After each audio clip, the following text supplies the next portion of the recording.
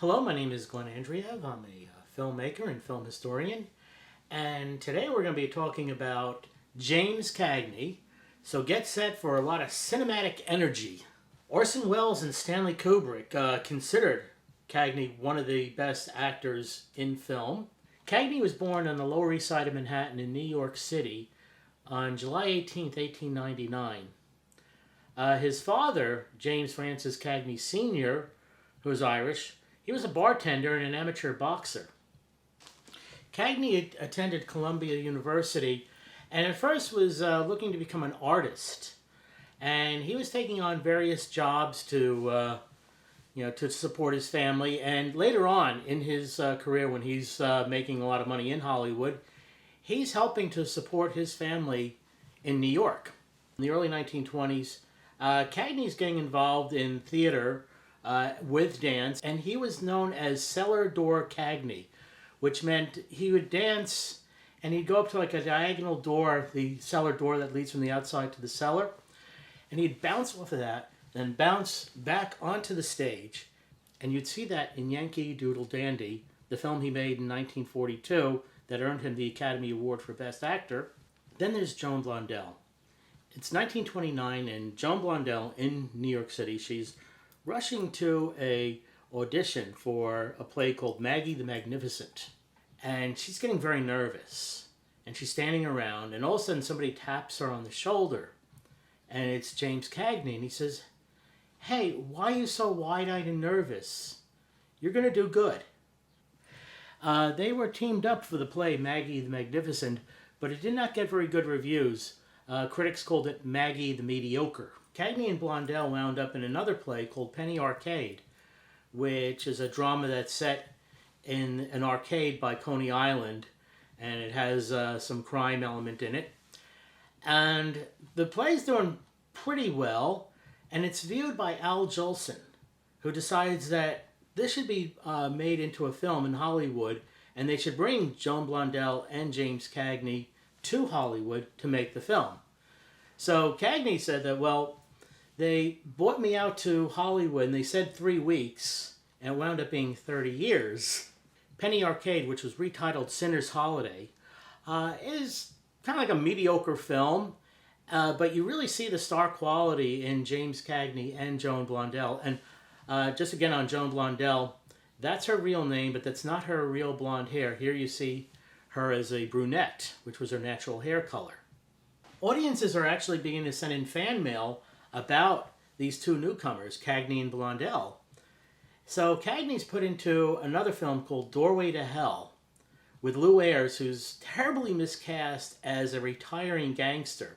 Lew Ayres must have been about 20, 21 years old when he did this film. And he's a great actor. If you ever see him in All Quiet on the Western Front, he's really good.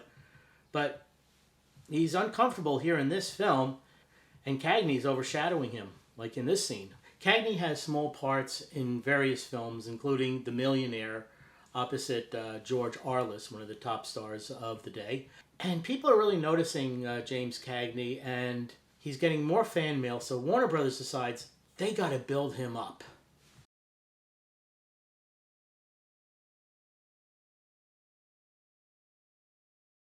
While the exact box office figures are not available, The Public Enemy earned nearly 7 times its production costs, which was about $150,000, making it one of the most highest grossing films of 1931. When you see Cagney being really tough, all across the country, people were like cringing. They were terrified. But New Yorkers were just like laughing away because they said, "Oh, here's a real New Yorker on the screen." I can't help it if I have to buy from Steamer Birds. They tell me the same thing that you do. You're yellow. Please, you ain't gonna slug me, are you? Maybe not today, but I'm telling you this for the last time. When Gus comes around, he's gonna leave you some beer, and you're gonna take it. If you see early sound films from like 1929, 1930, a lot of people are talking in that theatric, perfect enunciation mode, mainly because the microphones were rather limited at the time. But by the time Public Enemy was made, microphone technology just got better, so it could pick up Cagney's very fast New York patter. And one element that was very shocking, and it's very memorable, in Public Enemy is when gangster Tom Powers, James Cagney, smashes the grapefruit into his girlfriend, Mae Clark's face. Audience was just astounded by seeing this on the screen. And the story goes that Mae Clark had just recently divorced her husband, and he just went to repeated showings of Public Enemy, one right after the other, just to watch that scene of his ex-wife getting the grapefruit. And he would just laugh uncontrollably in the theater, and people would tell him to, like, shut up. Warner Brothers wants to put Cagney in just a whole bunch of different films. And their idea is just quantity, not really quality. So they would shoot James Cagney films like Picture Snatcher or Winner Take All in like 2 weeks. These films are done very quickly. They just want to get more Cagney out of there. Now, Cagney was not really liking the way how he was being overworked and how Warner Brothers was overworking a lot of people, especially child actors. He did a film, The Mayor of Hell, that takes place in a juvenile delinquent camp. And Warner Brothers was working a lot of these child actors 75 hours a week. So Cagney, along with fellow stars Boris Karloff and Henry Fonda, they were helping to solidify the Screen Actors Guild that would protect actors from this sort of overwork, underpaid. And Screen Actors Guild is still working to this day, and a lot of it's thanks to James Cagney. One breath of fresh air for Cagney was the 1933 film Footlight Parade, a musical comedy with terrific dance numbers choreographed by the great Busby Berkeley.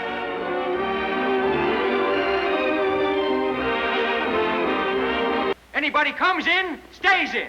3 prologues in 3 days. We're going to work your heads off.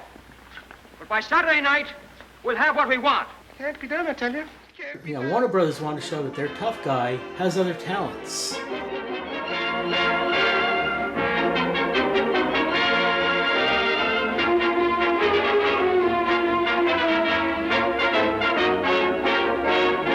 Now, these early films of James Cagney, they were done during the pre-code era. This was a period between 1929 and 1934 where censorship was a lot more relaxed. And you see that in a lot of the Cagney films. You see a lot of these sexual references, a lot of these rather violent scenes that they could not film after the censorship code was really truly enforced in 1934 onwards.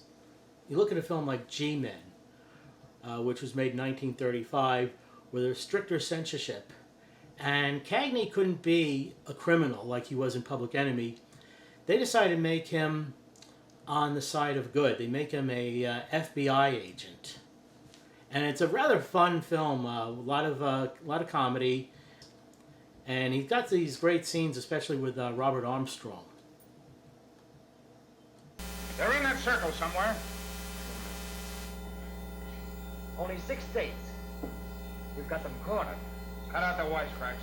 Now, FBI Director J. Edgar Hoover did not like some of the sarcasm Cagney's using in this film. And the one thing Cagney wasn't liking was sort of the way Warner Brothers was treating him, the way they were not paying as much to him as they were to the other stars like Edward G. Robinson or Kay Francis.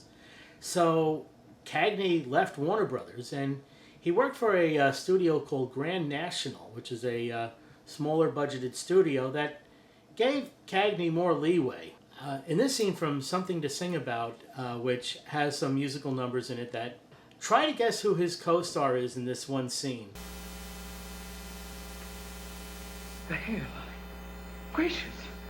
It belongs on an entirely different face, Mr. Regan. Well, fix it. That's Dwight Frey, who would play the mad hunchback in Frankenstein and the crazy Renfield in Dracula.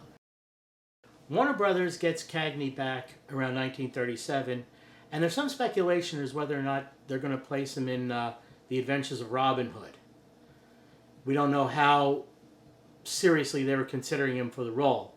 They were also considering him several years earlier for the lead role in I Am a Fugitive from a Chain Gang. That role went to Paul Muni. But Cagney did get the lead role in Angels with Dirty Faces, one of the most brilliant gangster films of this period. Here he plays Rocky Sullivan, a criminal ever since childhood. Nice day for murder. Where's Frazier? Where's that $100,000? You think we're gonna pay off, huh? And he's opposite Ann Sheridan in her first major role. And at first the studio did not really want to give Ann Sheridan this part. They didn't think she was experienced enough. But if you watch the film, she has terrific chemistry with Cagney. And Cagney's best friend, Pat O'Brien, plays opposite him.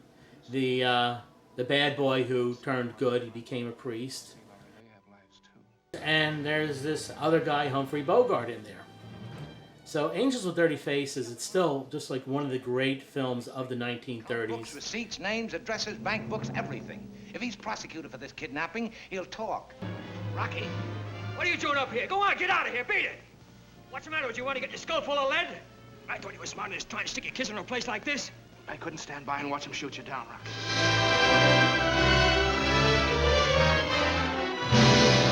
And I think James Cagney should have taken the Academy Award for Best Actor home for this film. Cagney really wanted to get away from playing gangsters. He wanted to show his versatility. And that didn't help him next year when he made a terrific film called The Roaring Twenties for director Raoul Walsh. But he got to do comedy with Walsh, who was sort of like a tough guy director. So in Strawberry Blonde, Cagney really gets to show some comedic chomps there. Try to guess who the guy he's picking a fight with in this one scene. Guess who he is. And the one clue is, it's another role he has where he's got a big letter on his chest.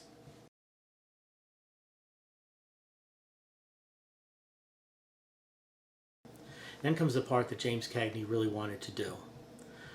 The role of George M. Cohan in the great Yankee Doodle Dandy.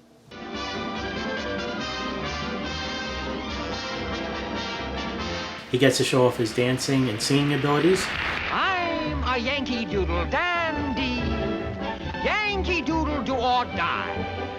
A real live nephew of my Uncle Sam, born on the 4th of July.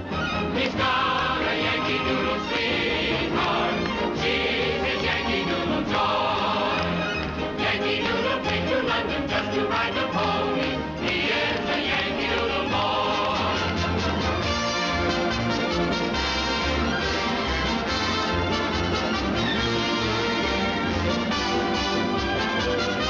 My mother thanks you.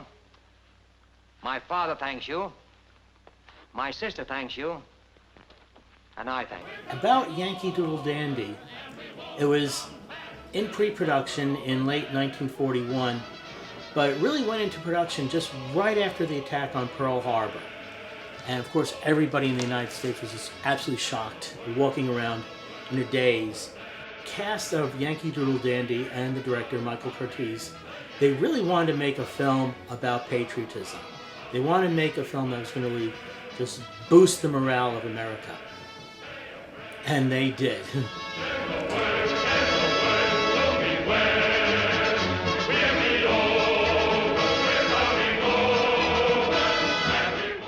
It earns James Cagney his only Academy Award for Best Actor. Cagney would form his own production company right after Yankee Doodle Dandy and make films he really wanted to make. One film was the action thriller Blood on the Sun, which again is very patriotic.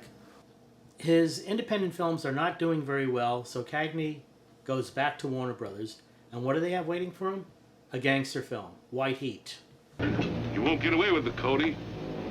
Cody, huh? You got a good memory for names. Too good. How do you like that, boys? A copper. And I was going to split 50-50 with a copper.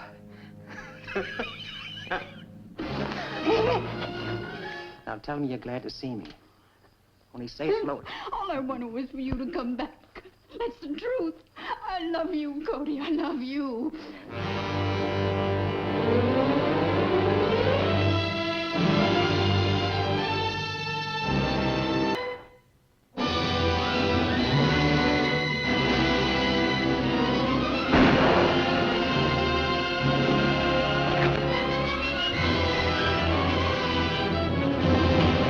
directed by Raoul Walsh, his old friend, who knows how to put tough action thrillers together.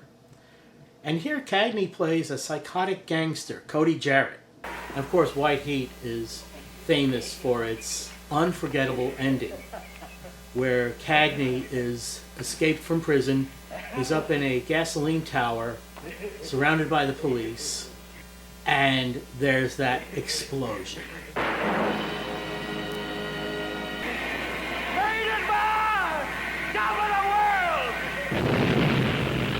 Everybody loves White Heat's ending, except the censors. They're afraid that Cody Jarrett is dying in a blaze of glory. So they insisted that they shoot this scene with Edmund O'Brien, the lawman, uttering the final line. Cody Jarrett. He finally got to the top of the world. And it blew right up in his face. Cagney would work through the 1950s on various films. One of his best films from the 1950s is Love Me or Leave Me, where he's opposite Doris Day and he's playing the sort of tough, abrasive manager who has gangster connections. And of course, the 1957 biographical film, The Man of a Thousand Faces, where James Cagney plays Lon Chaney and actually dons some Lon Chaney makeup. This later period concludes with Billy Wilder's 1961 hit 1, 2, 3. The man at the top of the ladder is Billy Wilder. He specializes in screen comedy. Where Cagney is terrific as a harried, self-centered Coca-Cola executive stationed in Berlin.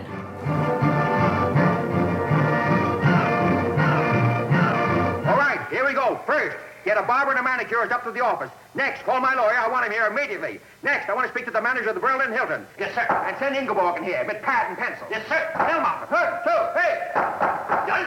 It's that famous, beloved rat-a-tat-patter of James Cagney's dialogue delivery, coupled with Billy Wilder. Now, Cagney really did not like working with Horst Buchholz, who was something of a scene stealer. I'm going to lead the workers down there in revolt.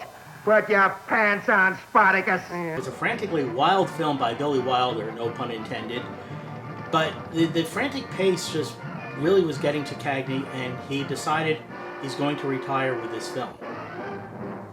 1, 2, 3 is just one of the great comedy films, and it's a real must-see movie. Around 1966-67, Cagney temporarily steps out of retirement to do the voice of Smokey the Bear in this public service cartoon. He was a very frightened cub, and how he got that way and finally overcame his fears is the tale you'll hear today. Cagney in the mid-1970s would have problems with a stroke. To help recuperate, his doctor said, you should probably try getting back into acting. So Cagney had met with director Milos Forman, who is preparing to do Ragtime, a terrific film about the unsettling years of New York City in the early 1900s. One actor who worked on Ragtime said, as soon as Cagney walked onto the set, everybody was in awe. You could just hear a pin drop. There was just so much love and respect. One first-hand story I heard about James Cagney, he owned this farmhouse, which was outside of a small town upstate New York. And I heard this story from a person who was doing beer and soda delivery to the local taverns and bars in the area. And he stops in this one bar, sees that on the wall there's all these photographs of Cagney. Now, these aren't like publicity stills. These are like regular snapshots. So he's wondering, how did you get these? And the bartender says, well, Cagney lives right up the road here. So the bartender says, hey, hold on. So he picks up the phone and says, hey, Jimmy, how you doing? It's John. Can I stop by? I want to bring somebody along. And he hangs up the phone. And the guy says to the beer delivery guy, come on, we're going for a ride. So they go up this long road, and they get to this farmhouse, and they walk up to the front door. He knocks on the door, and up to the door comes James Cagney. And this beer delivery guy is like in total shock. And he's like, you're James Cagney. So Cagney just stands there, looks at him, and says, you came all the way here to tell me that? James Cagney would pass away on March 30th, 1986 at his farmhouse. He was 86 years old. And just the legacy just to give you a good example, when Martin Scorsese in 2001 was filming Gangs of New York, he had all the people playing ruffians and everything watch The Public Enemy, which was made in 1931, the film that made Cagney a star. And these young actors that just, they grew up with television and starting to grow up with the internet, they're watching this film that's 70 years old and they're saying, my God, look at James Cagney. Modern screen acting started with him. So, this is Glenn Andreiev. Thanks for viewing and have a good day.